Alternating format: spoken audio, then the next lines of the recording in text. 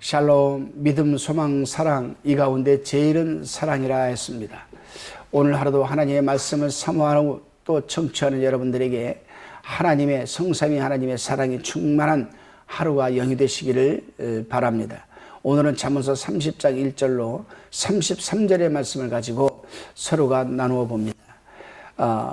30장에서는 타락한 인간의 부정적 측면을 지금 강조하고 있습니다. 다시 말해서 거룩하신 하나님께서 특별히 미워하시는 죄악으로서 불효, 위선, 교만, 탐욕과 같은 인간의 대표적인 죄악에 대해서 지금 강조하고 있습니다. 먼저 1절로 4절까지의 내용을 살펴봅니다. 본문 2절에서 아굴은 다른 사람에 비하면 자기는 짐승이라고 하였습니다. 이 말씀은 빌립보서 2장 3절에서 각각 남을 나보다 낮게 여기라는 말씀과 같이 최고의 겸손을 지금 보여주고 있는 말이기도 고백이기도 합니다. 그렇습니다, 여러분. 아굴은 자기의 비천함과 무지함을 솔직하게 고백하고 있습니다. 사람은 자신의 형편과 사정을 직시할 줄 알아야 합니다. 그렇게 될 때 아굴과 같은 고백을 할 수가 있는 겁니다. 3절에서는 아굴은 나는 지혜를 배우지 못하였고 또 거룩하신 자를 아는 지식이 없거니와 이렇게 말합니다. 여기서 아굴은 영적인 무지함에 대해서도 솔직하게 고백하고 있습니다. 사람은 외모도 가꿀 줄 알아야 하지만 내면도 가꿀 줄 알아야 합니다. 그래서 그 내면에서 풍겨나오는 아름다움이 외모를 진정한 아름다움으로 보이게 하는 것이 진정한 아름다움이 아닌가 생각합니다. 그렇습니다, 여러분. 하나님의 사람들은 무엇보다도 내면적으로 하나님을 알아가는 지식과 지혜가 절대적으로 여러분 필요합니다. 왜냐하면 세 가지 이유에서입니다. 먼저는 하나님을 알아가는 지식이 부족하면 부족한 만큼 하나님을 알 수가 없기 때문이죠. 그 다음은 하나님을 아는 지식이 없으면 그만큼 영적인 행복감과 부유함을 누리지 못합니다. 그리고 죄악된 삶에서 자유하지 못하기 때문입니다. 오늘 하루도 여러분 하나님을 알아가는 지식과 지혜가 충만하시기를 바랍니다. 다시금 본문 5절 6절입니다. 이제 아굴은 하나님의 말씀에 대해서 고백을 하죠. 아굴은 하나님의 말씀을 어떻게 알고 있을까? 한마디로 순전하다라고 할 수가 있습니다. 순전하다는 것은 거짓이 섞이지 않고 순결하다고 진실하다는 의미입니다. 그렇습니다, 여러분. 하나님의 말씀은 예수님 본질이시고 그래서 참 진리이기 때문에 정직하고 그 말씀대로 이루어지고 맙니다. 그래서 하나님의 말씀은 예언의 능력과 성취의 능력이 함께 공존합니다. 그러기에 하나님의 사람들은 하나님의 말씀에 인간의 생각을 더하거나 뺏어도 안 되고 기록된 말씀을 그대로 믿어야 하는 겁니다.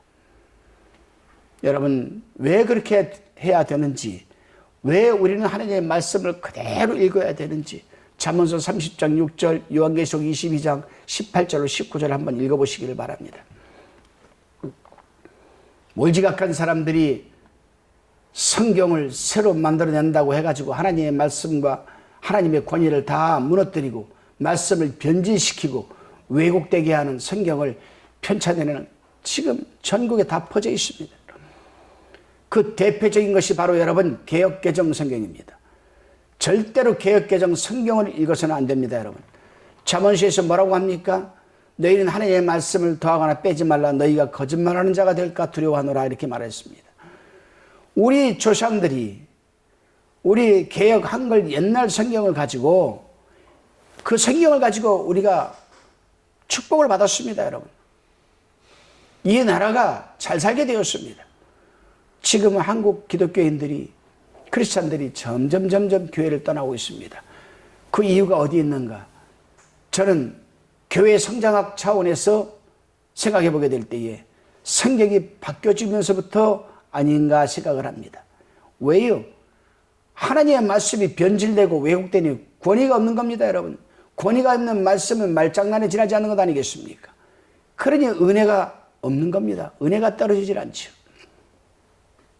다시금 본문 7절로 14절까지의 묵상의 내용입니다. 7절로 9절에 보게 되면 아굴은 진실한 기도를 배울 수가 있습니다. 아굴은 가난한 가정에서 태어나 세상에서 살아가기 위해서는 구해야 할 기도 제목이 너무나 많았을 것입니다. 아마 인간이 인간답게 살고 또 하나님의 자녀로서 부끄럽지 않게 살기 위해서는 두 가지 문제가 가장 중요하다고 생각하였습니다. 그것은 허탄과 거짓말을 하지 않게 해달라는 기도와 가난하게도 부하게도 말고 꼭 필요한 양식만 달라는 기도였습니다. 여기서 허탄에 해당하는 히브리어는 샤웨라는 단어인데 이 샤웨라는 단어는 심령이 황폐한 상태를 가리키는 단어입니다. 뿐만 아니라 남에게 해가 되는 언행을 의미하기도 합니다. 그렇습니다, 여러분. 우리가 기도할 때 살아갈 때 꼭 필요한 기도 제목이기도 합니다. 그렇습니다. 욕심이 잉태하는 죄를 낳고 죄가 장성하면 사망을 낳는다라고 로마서에서 말하고 있습니다. 하나님의 사람들이 욕심내야 할 것은 오직 하나, 영적인 부유함 아니겠습니까? 영적인 부유함이 메말이면 그만큼 우리 영적인 심령은 황폐해지고 마는 겁니다. 다시금 15절로 23절의 내용입니다. 우리가 본문 18절에서 20절에 깨닫지 못한 기이한 일 4가지를 지금 말하고 있습니다. 첫째가 독수리 날아다니는 자취, 반석 위로 기어다니는 뱀의 자취, 바다로 지나다니는 배의 자취, 남자와 여자가 함께한 자취. 이 같은 자취는 본 사람이 없으면 아무도 입증하거나 설명할 수가 없는 것 아니겠습니까? 그러나 아무리 입증하지 못한다고 해도 영원히 감추어질 수도 없습니다. 오직 우리가 행한 대로 하나님의 심판대 앞에 서게 될 것을 우리는 믿어야 할 겁니다.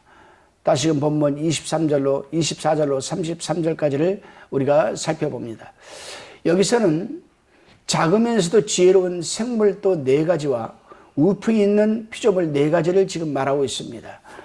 먼저 지혜로운 생물을 살펴보면 힘은 없지만 열심히 준비해놓은 지혜로운 개미가 있습니다. 그렇습니다. 인간은 최첨단 시대에 살면서 자신들이 대단한 능력과 지혜가 있는 것처럼 살아갑니다만 사실은 인간은 아무런 힘도 능력도 없습니다. 폭우가 쏟아지고 폭풍이 몰아치면 그 폭풍과 폭우 하나 막아내지를 못합니다. 인간이 핵을 만들어 두었습니다. 그러나 핵물질 처리하지를 못합니다. 이것이 우리 인간의 한계 아니겠습니까? 코로나19 사태를 한번 우리가 겪었잖아요. 한번 생각해 보시기 바랍니다. 초창기 때 백신 하나 만들어지지 못해서 얼마나 많은 사람들이 힘들어했습니까? 얼마나 많은 사람들이 죽어나갔습니까? 인간이 한계입니다. 그렇습니다, 여러분. 우리 인간들도 열심히 준비하며 살아가는 것이 지혜로운 것 아니겠습니까? 두 번째로는 약하지만 바위 사이에 집을 짓고 사는 지혜로운 사반, 즉 바위 틈새에서 서식하는 토끼만한 오소리를 말하는 거죠. 이 사반이 있습니다. 그렇습니다. 인간이 이 세상에서 집을 짓고 살아가지만 그 집은 언제 무너질지 모릅니다. 오직 반석 같은 집 그리스도 안에서 살아가는 것이 영원한 집이요, 여러분, 안전한 집입니다. 세 번째, 왕은 없지만 질서 있게 날아다니면서 행동하는 지혜로운 메뚜기가 있습니다. 그렇습니다. 개인이든 가정이든 사회이든 교회에서든 질서 있게 살아가는 것이 중요하죠. 자율적인 질서입니다.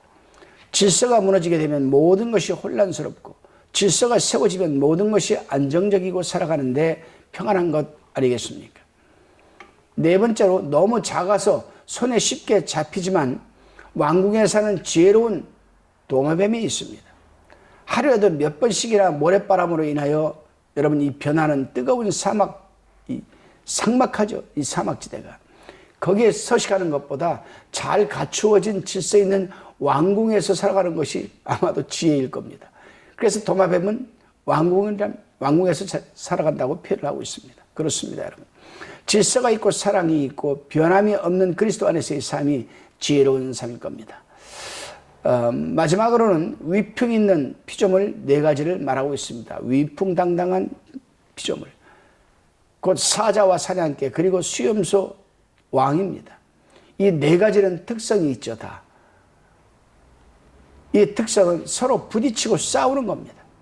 그래서 33절에서는 피차 부딪히지 않아야 다툼을 면한다라고 가르치고 있습니다.